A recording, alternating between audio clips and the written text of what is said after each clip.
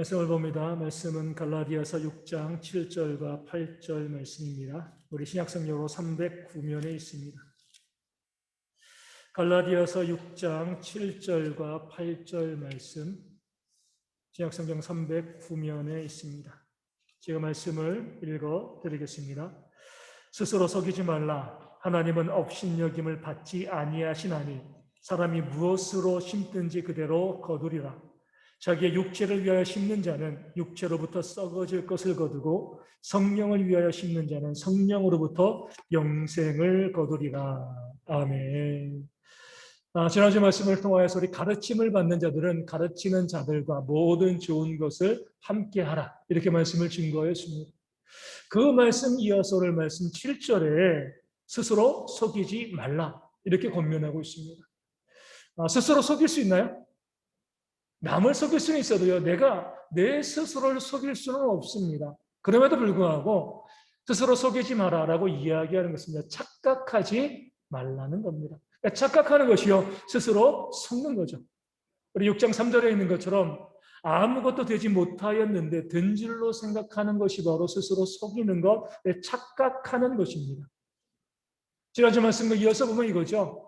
좋은 것을 함께 나누지 아니함에도 불구하고 나는 좋은 것을 나누고 있어.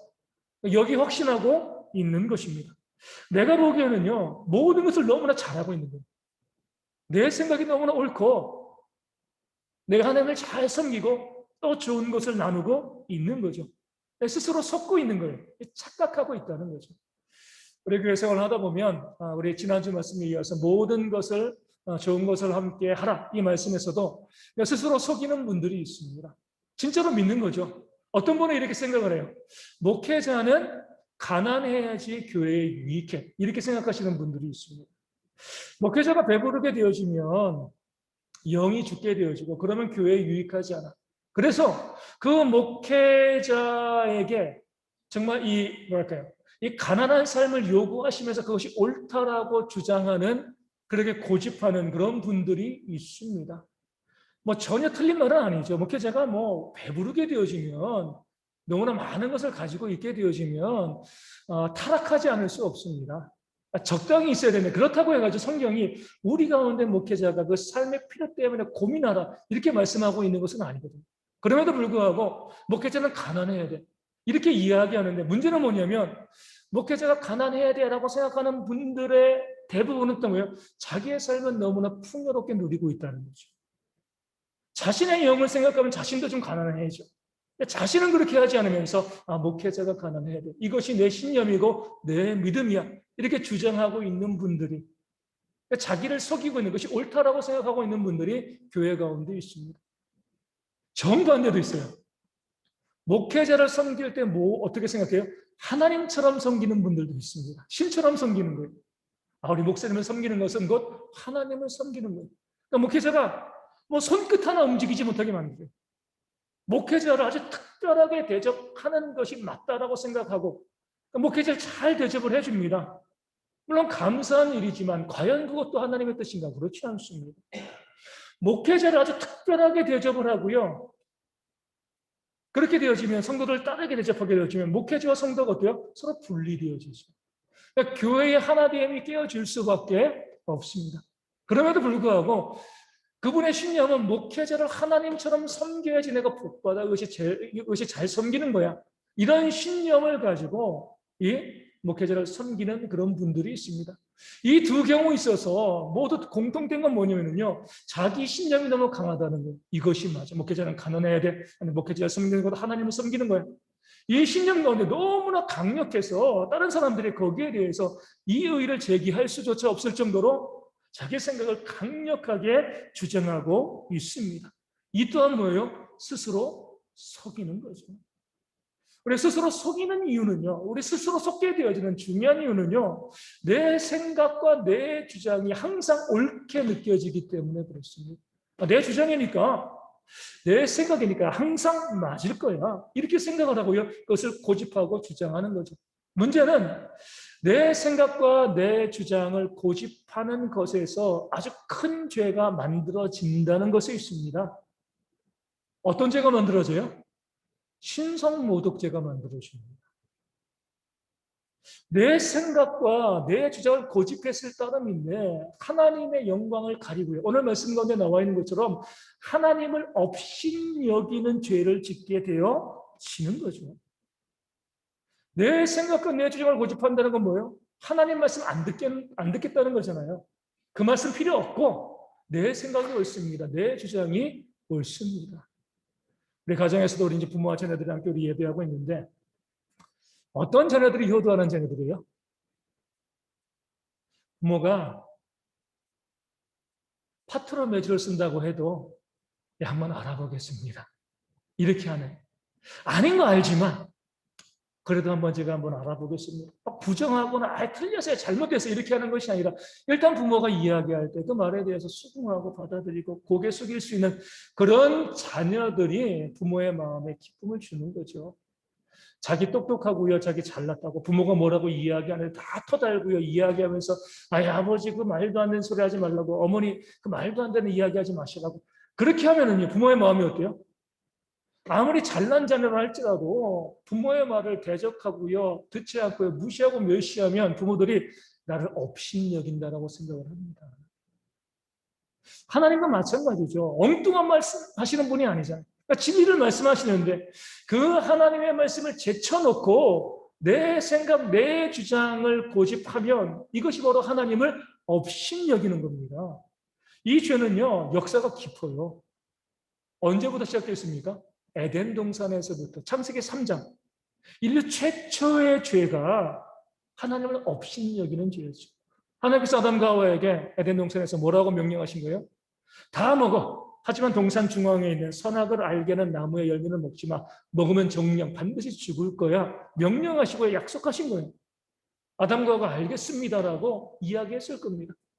그랬는데 뱀이 와서 자꾸 유혹하는 거죠. 그거 먹는 게 옳아. 하나님께서 그거 먹으면 너희가 하나님과 같이 될 수 있으니까 먹지 말라고 하신 거야. 그리고 나서 선악을 알게 하는 나무의 열매를 보니까 뭐라고 나와요? 먹음직도 하고 부함직도 하고 지혜롭게 할 만큼 탐스럽게 보이는 거예요. 그것이 먹는 것, 그 선악을 알게 하는 열매를 먹는 것이 옳다라는 생각이 그 마음 가운데 들어오게 되었습니다.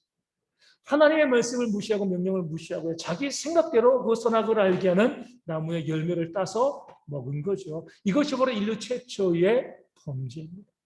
하나님의 분명한 말씀이 있음에도 불구하고 내 생각이 보기에 옳은 것, 내 주장, 내 고집을 따라가는 것, 이것이 바로 불순종이고 교만이고 인류 최초의 죄, 하나님을 업신여기는 그런 죄가 되었음을 성경은 보여주고 있습니다.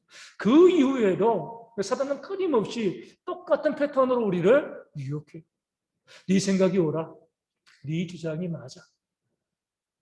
하나님의 말씀을 생각하지 않게 하고요. 내 생각과 내 주장에 고집하게 만드는 거죠. 그래서 우리 교회 가운데서 보면 잘 믿는다라고 평가받는 사람들, 이런 사람들이 가장 많이 범하는 죄가 자기 생각과 자기 주장을 고집하는 것. 그러니까 스스로 속이는 죄가 되어지는 겁니다.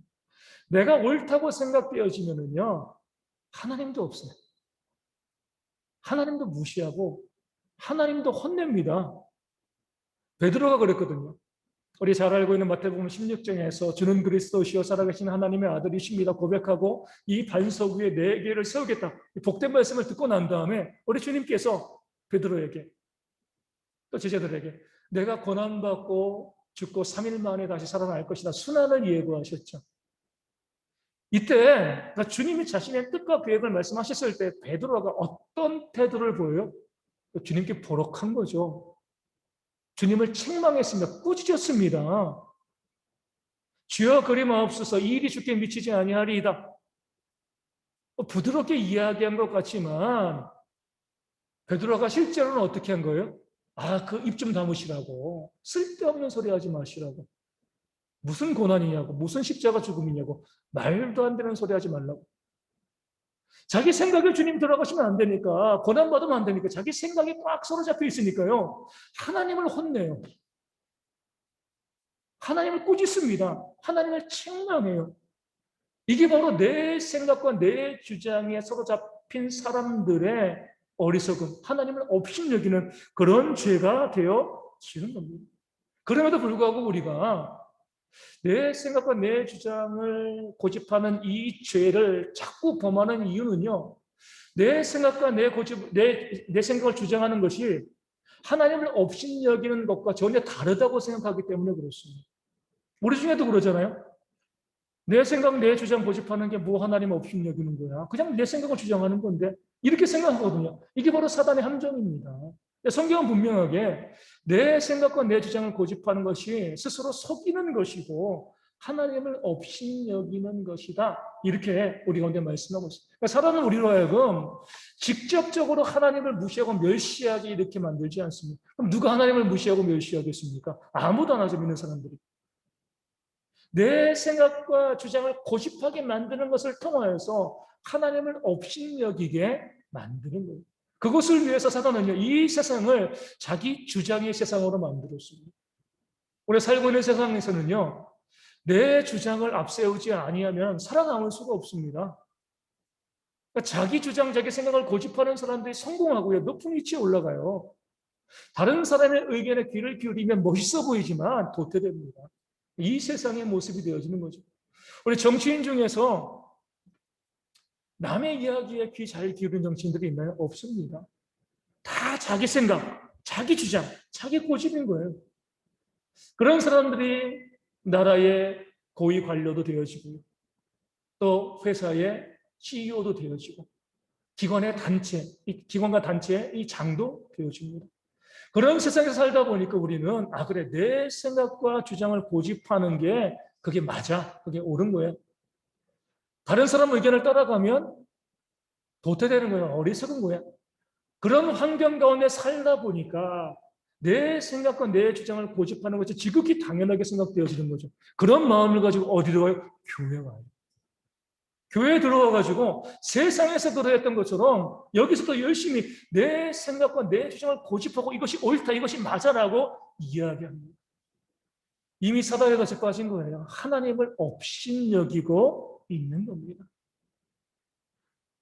근데 오늘 말씀을 통해서 보면 하나님께서 그렇게 사람들이 하나님을 업신여기고 자기 생각과 자기 주장을 고집할 때 업신여김을 당하신다고 나와 있습니까? 당하시지 않는다고 나와 있나요? 당하시지 않는다라고 나와 있습니다. 이게 중요한 거예요. 우리는 내 생각과 내 주장을 고집함을 통해서 하나님을 업신여길 수 있습니다. 내가 업신여길 수 있어요. 무시할 수 있어요. 하지만 하나님은 결코 사람에게 무시당하시지 않습니다. 업신여김을 당하시지 않으시는 분이 바로 우리 하나님이시죠. 에덴 동산에서 누가 이겼어요? 아담과 하와가 하나님을 업신여겼을 때, 무시했을 때 하나님이 쫓겨나셨습니까? 아니잖아요. 아담과 하와가 저주받고요, 그 에덴 동산에서 쫓겨남을 당했습니다.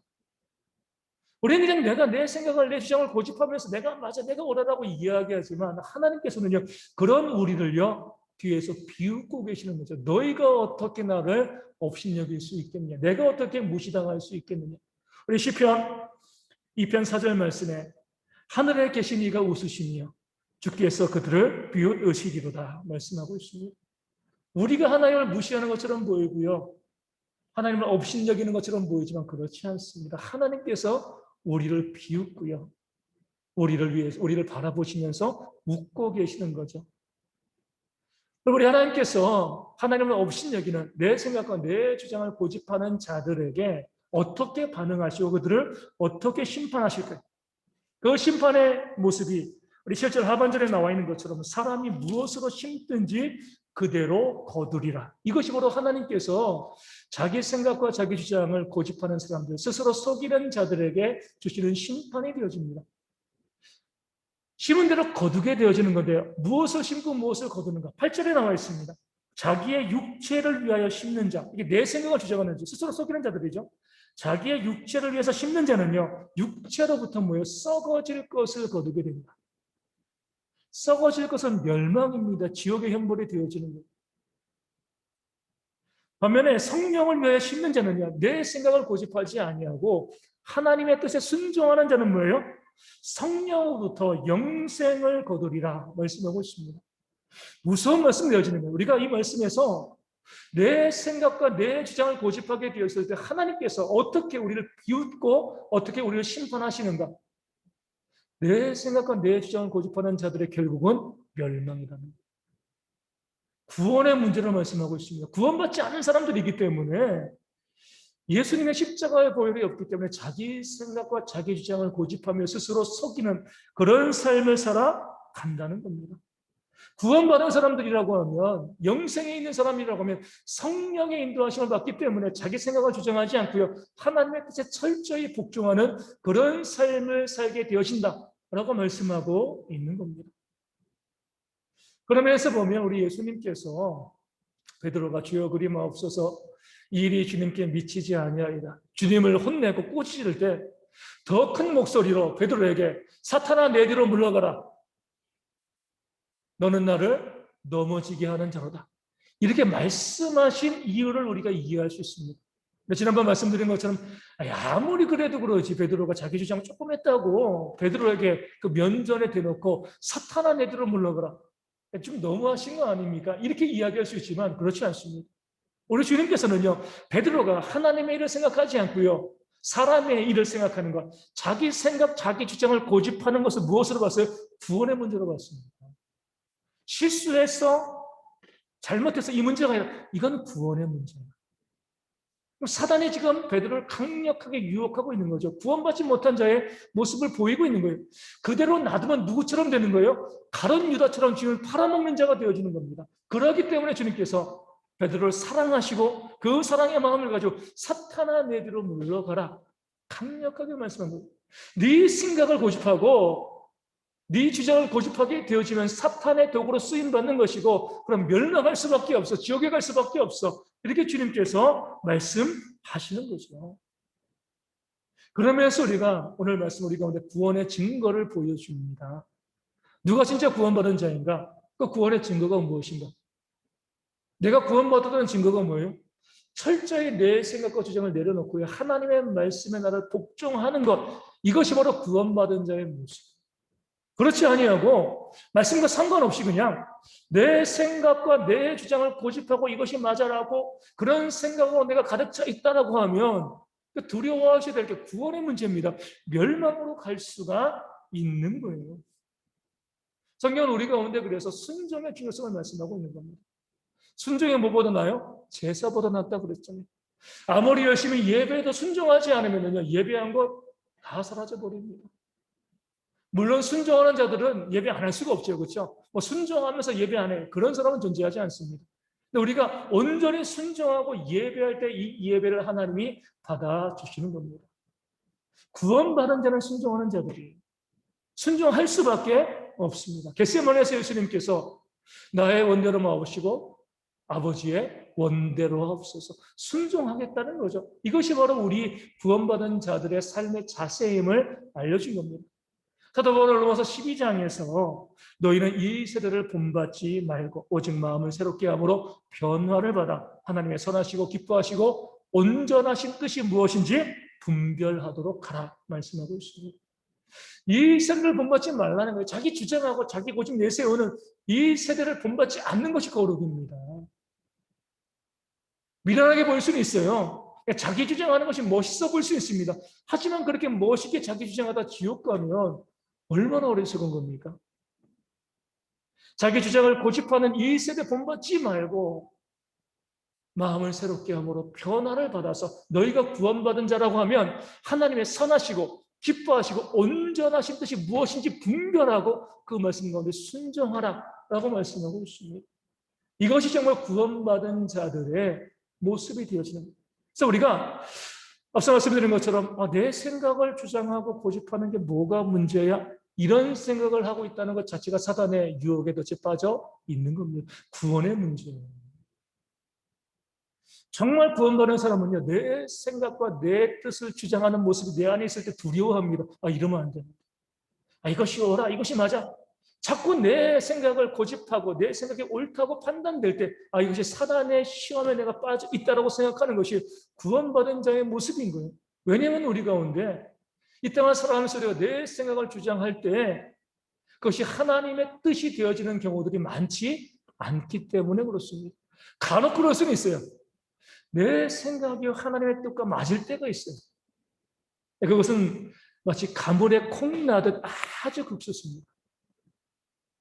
근데 우리는 내 생각이 늘 하나님의 뜻에 맞다라고 생각을 해요. 그러다 보니까 우리가 고집하게 되어지고 육체로부터 썩을 것을 거두는 그런 멸망의 상태에 이르게 되어지는 겁니다. 우리 가정에서도 그러잖아요. 많은 남편과 아내들이 뭐라고 생각해요? 내가 최고의 남편, 최고의 아내야. 아니, 나만큼 아는 사람이 어디 있어? 이렇게 생각을 합니다. 실제로 배우자에게 물어보면요. 너무나 끔찍하다라고 이야기하는 경우들을 많이 듣게 되어집니다. 이재철 목사님도 그 책에서 그러잖아요. 내가 정말 최고의 남편이라고 생각하는 그 순간 그 사모님은 뭘 생각하고 있었어요? 죽음을 생각하고 있었어요. 내 생각 스스로 속이는 건 내 착각인 거죠. 부모와 자녀의 관계도 마찬가지입니다. 이만한 부모가 어디 있어? 나 잘하고 있지. 이렇게 생각하고 있지만 어때요? 그 자녀의 입장에서는 그 부모가 악마처럼 보일 수도 있는 거예요. 어떤 방송에서 그런 내용을 본 적이 있습니다. 이제 연예인이 자기 딸을 이제 영어 유치원에 보내려고 하는데 언니가 이제 영어 유치원에 다니던 교사인지 상담 직원인지 모르겠어요. 물어보는 거죠.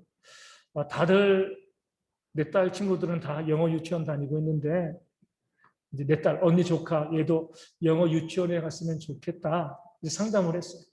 상담을 했는데 실제로 영어 근무하고 있는 영어 유치원에서 발생한 한 사건을 이야기해 줍니다. 영어 유치원에 들어가서 시험 봐야 되거든요. 시험 보는데 어떤 친구가 여자아이가 와서 시험을 보는데 뭐 필기가 뭐고 정말 성적이 너무 좋았다는 마지막 문제가 뭐냐면 가장 행복했던 것, 행복했던 기억들을 좀 기록해라 라고 했는데 이 아이가 행복했던 기억에 대해서 유치원에서 생일 축하해 준 거 딱 한 문장만 썼대요. 다른 친구는 빽빽하게 쓰는데 이 친구는 딱 한 줄을 썼다는 거예요. 탈락했어요. 영어 유치원에서. 부모가 오고 한번 물어본 거죠. 너 왜 그렇게 영어 잘하는데 한 줄밖에 안 썼어? 그러니까 그 어린아이가 뭐라고 이야기했을까? 행복했던 기억이 없다는 거예요. 솔직히 그 생일 축하도 그렇게 행복하지 않았어요. 쓸 게 없어서. 영어를 못해서 안 쓴 게 아니라 행복했던 기억을, 행복했던 것들을 쓰라고 했을 때 행복한 적이 없었기 때문에 쓸 게 없었어요. 유치원 가 있는 아이가 그렇게 이야기하는 거죠. 그 엄마가 그 이야기를 듣고 통곡을 했다는 거예요. 좋은 부모인 줄 알았던 거죠.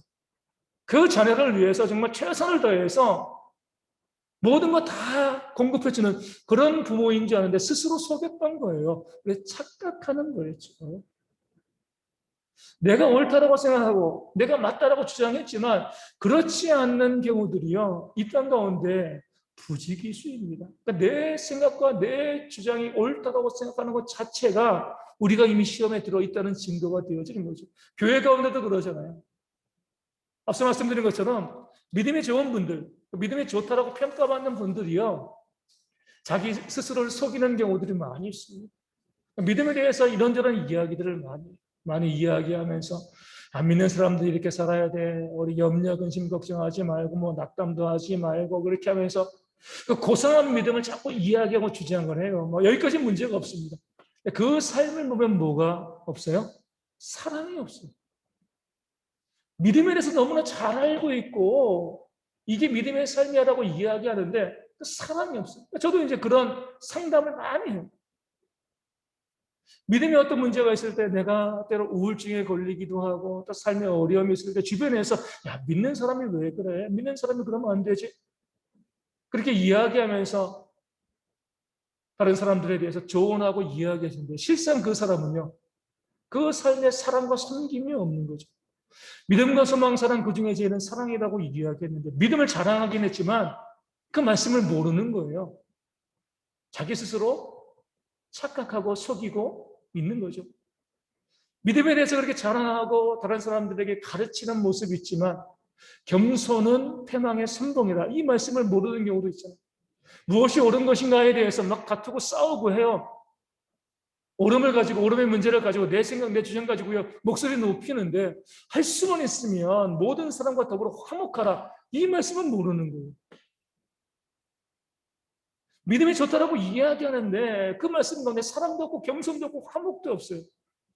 실제로 말씀을 모르고 말씀과 상관없이 뭐 하는 거예요? 내 믿음을 자랑하고 내 믿음을 보여주고 그로 인해서 오히려 스스로 속이고 멸망에 이르는 사람들이 이 땅 가운데 많이 있습니다. 혹시 나는 그렇지 아니한가? 나는 내 생각, 내 주장을 말씀으로도 앞세우고 있지 아니한가? 아담과 하와 에덴 동산에서 지었던 그 죄를 내가 범하고 있지 아니한가? 우리 바라보셔야 돼요. 마태복음 7장에서도 그러잖아요. 마지막 심판의 자리에서 그 사람들이 나와가지고 우리가 주의 이름으로 선지자 노릇했습니다. 귀신을 쫓아내고 많은 권능을 행했습니다. 자신 있게 자신의 믿음을 보여주는 겁니다. 나 이렇게 잘 믿었습니다라고 이야기하는데 우리 주님께서 뭐라고 말씀하셨다고요? 불법을 행하는 자들아 내게서 떠나가라. 나는 너희를 도무지 알지 못한다. 착각하고 있었습니다. 스스로 속였던 거예요. 나 잘 믿고 있어. 나 같은 사람이 구원받겠지. 누가 구원받겠어라고 생각했는데 그 심판의 자리에서는 거절당한 거죠. 주님께서 뭐라고 말씀하시는 거예요? 나더러 주여 주여 하는 자마다 다 천국에 들어갈 것이 아니요. 다만 하늘에 계신 내 아버지의 뜻대로 행하는 자라야 들어가리라. 아멘. 주여 주여 이야기하면서 내 믿음 자랑하고 나를 드러내고 하지만 다 스스로 속이고요. 착각하고 있는 거죠. 정말 하나님께서 원하시는 사람은 뭐예요? 하나님의 말씀대로 순종하는 자, 자기 생각과 자기 뜻을 버리고 스스로 속이지 아니하고 착각하지 아니하고 하나님의 말씀에 철저히 나를 복종시키는 자들이 구원받은 자임을 성경은 보여주고 있습니다. 그렇기 때문에 우리가 정말 구원받은 자라고 하면은요, 가장 우리가 앞서야 될 것이 내 생각과 주장을 내려놓는 거예요.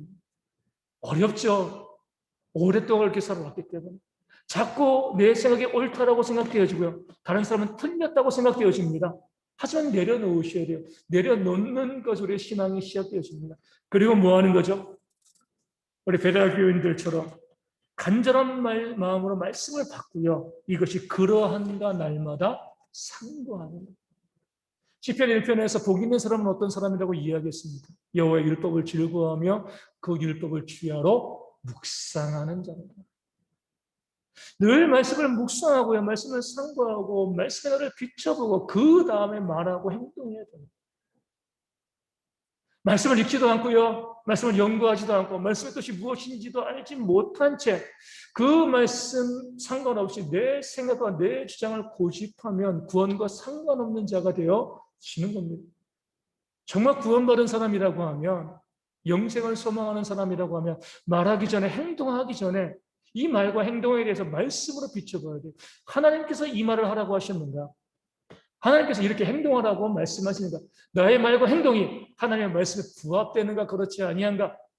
그러기 위해서는요. 늘 말씀을 묵상하고 말씀을 상고하는 훈련들이 우리 가운데 있어야 됩니다. 그럴 때 우리가 하나님의 자녀여 백성으로 하나님께서 우리 가운데 주시는 그런 은혜와 복을 받아 누리게 되어질 줄로 믿습니다. 이제 2021년도 5개월 정도밖에 남지 않았습니다. 우리 코로나로 인해서 많은 활동들이 위축되어지고 있는데 그럼에도 불구하고 우리가 이것이 기회가 되어져서 많은 활동, 예배, 또 전도, 선교, 우리 교제 못할 때 말씀을 충분히 묵상하고요. 말씀을 충분히 상고하고 연구하는 모습들이 우리 가운데 있어야 할 줄로 믿습니다. 그것이요. 내가 구원받은 자인가 그렇지 아니한가를 우리 가운데 보여주는 지표가 되어집니다. 나머지 5개월 시간 동안 더욱더 말씀을 바라보고 상고하심을 통하여서 구원받은 자로서 나를 속이지 아니하고 뜻 가운데 순종하는 아름다운 삶이 우리 가운데 있도록 그런 모습으로 하나님의 역사를 경험하는 우리가 되어줄 수 있도록 우리의 찬송과 함께 기도하도록 하겠습니다. 70장 함께 찬송하도록 하겠습니다. 찬송가 70장입니다.